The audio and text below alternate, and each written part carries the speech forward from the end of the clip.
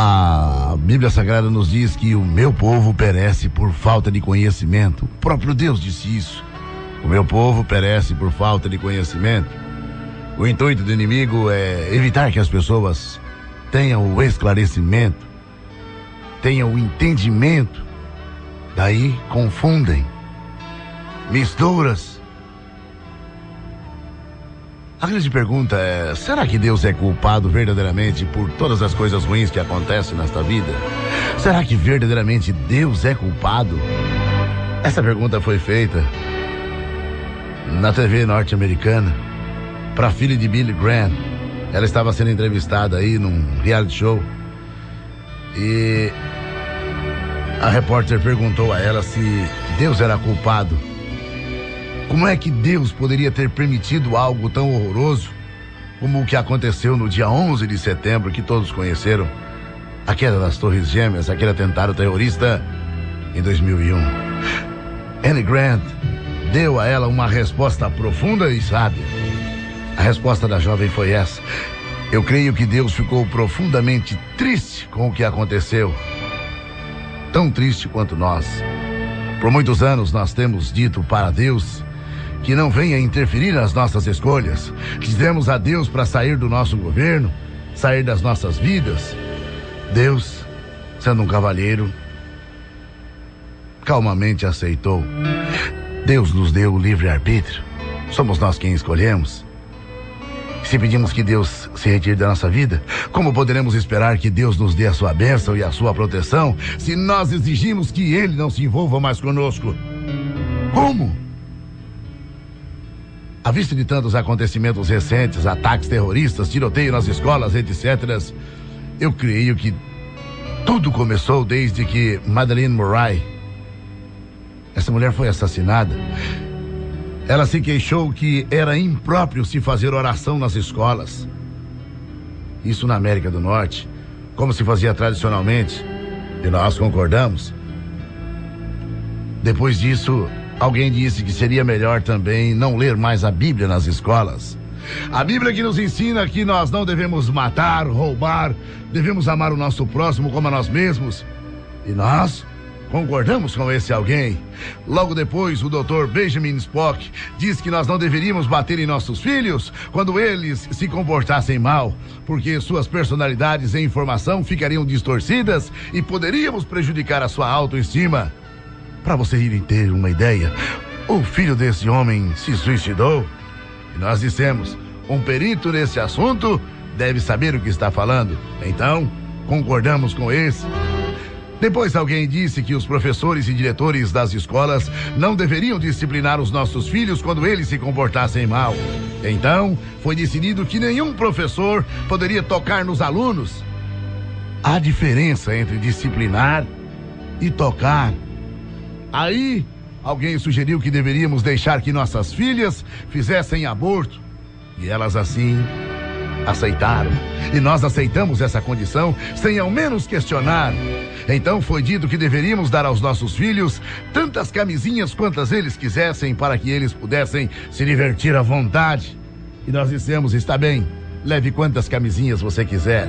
Então alguém sugeriu que imprimíssemos revistas com fotografias de mulheres nuas e dissemos que isso era uma coisa sadia, era uma apreciação natural do corpo feminino, é um nu artístico. Depois uma outra pessoa levou isso a um passo mais adiante. Publicou fotos de crianças nuas e foi mais além, colocando-as à disposição na internet. E nós dissemos: está bem, isso é democracia. Eles têm o direito e a liberdade de se expressar e fazer o que bem quer.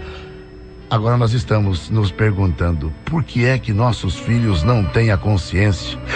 Por que não sabem distinguir o bem e o mal, o certo e o errado? Por que não lhes incomoda matar pessoas estranhas, ou seus próprios colegas de classe, ou a si próprio? Ou matar pai e mãe para ficar com a herança da família? Ou porque arrumou um namorado ou uma namorada e a família é contra, então vou lá e assassino todos? Provavelmente, se nós analisarmos de forma séria, iremos facilmente poder compreender. Nós colhemos aquilo que nós plantamos. Uma menina um dia escreveu um bilhetinho para Deus: Senhor, Por que não salvasse aquela criança na escola? A resposta dele foi simples. Deus disse: querida criança, não me deixaram entrar nas escolas. É triste como as pessoas simplesmente culpam a Deus e não entendem porque o mundo está caminhando a passos largos para essa palavra que eu vou dizer, ao inferno. Sim, caminhamos a passos largos porque não buscamos o conhecimento. É triste como cremos em tudo que os jornais dizem, que as TVs, mas duvidamos do que a Bíblia ou de que a sua religião. Não estou preocupado com a placa da sua religião, mas eu tenho certeza que lá se ensina valores morais, éticos e eclesiásticos. Ponha em prática aquilo que você aprende. Ponha em prática. É triste como alguém diz: eu creio em Deus, mas assim, eu creio em Deus? Satanás acredita muito mais em Deus do que qualquer um de nós. Sabia disso? Nós duvidamos do poder e da misericórdia de Deus. Satanás não. Quando se expulsa o demônio e diz em nome de Jesus, ele vai porque ele tem noção do nome e do poder que tem Deus. Nós, que somos hipócritas na maioria das vezes e demagogos por não crer que Deus é capaz de mudar, que Deus é capaz de transformar as coisas na nossa vida, aí dizemos: somos crentes?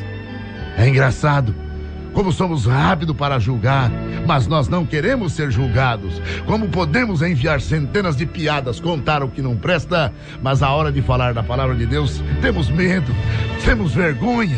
É triste como nós vemos material imoral, obsceno, vulgar, correr livremente, na internet principalmente, mas uma discussão pública sobre Deus não vai adiante.